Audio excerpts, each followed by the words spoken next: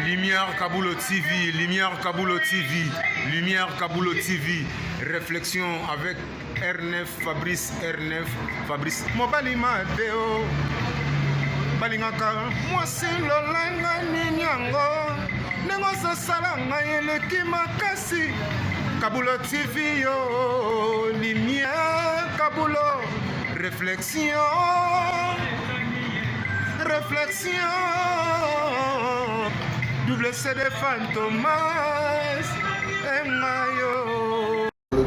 Il est là, il a toujours. Barbito s'abonne, chaîne les amoko. Ça c'est DJ Maboko, t'as un an à s'abonner. Bon, donc mon yango, YouTube, aux Zawana, Moko Gaga, réflexion, trop bandé là, réflexion, lumière Kamboul, Yangwana, Balai qui est ça la biso bien, tous en ciment pour.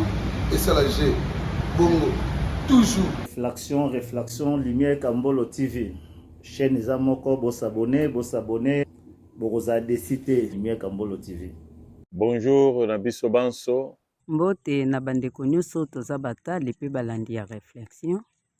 Nga love, nazo répondre motuna ndenge ezalaka kaka comme habitude. Motuna na biso eza ke mobali akendeki musala, tanga zongi na ndako akuti rapport ke mwasi na ye abeti mama na ye. Comme pe mwasi abimaki.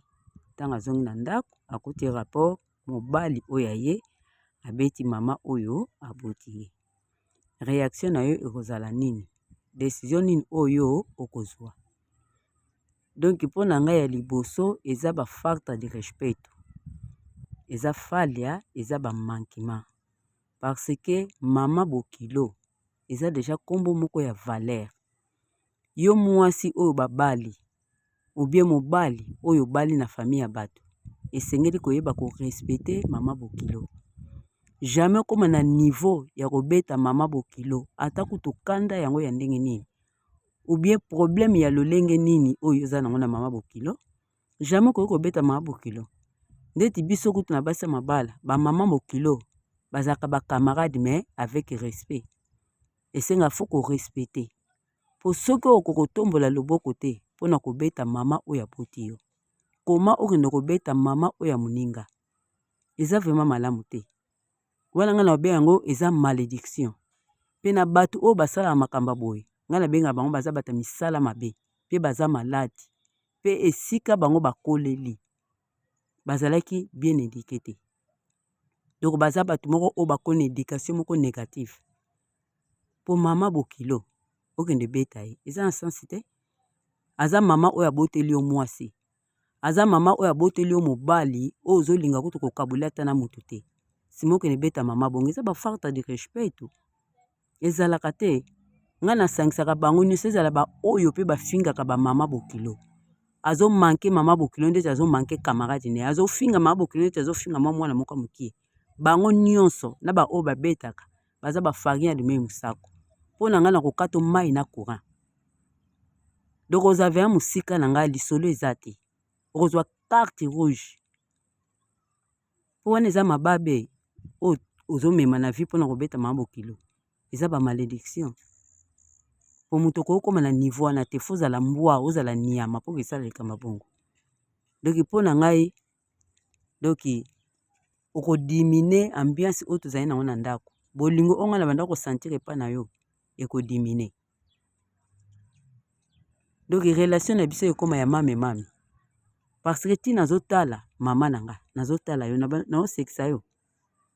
Na otala yo boti obeti mama o abotinga. Ngana bando section na ozano na bien. Tozana na relation bien. Po ata kutu voir me bandeko nanga. Soki ba yoki lekamba bongo. Ata ba banda ikolinga yo, ba olingo lisusu te.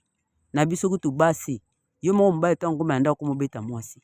So po kutena ba famille o baza batu moko bazaka kanda. Omona na ba semeki ba yelio.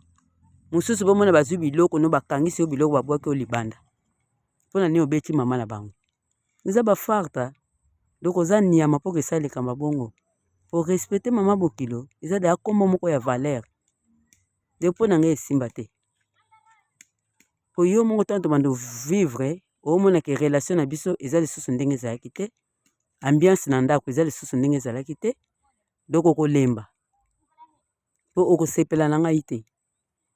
donc na réflexion na ngai donc na koagir mabe moto wana mobali na nga akosepela na nga te parce que bolingo na biso ezala so te ndenge ezalaki ambiance oyo tozalaki nango ekozala lisusu bongo te oyo babengaka bolingo ya tengu oyo fere ayembake nani apesanga babeki napesa shere na nga oyo akotambusa bolingo oyo ya tengu ata bamelisi nga oseya ya potopoto nakoya monene te sikokanisa bolingo ya tengu etambola ndeni eza bafali oyo nde eza réflexion na ngai tokutani mbala singa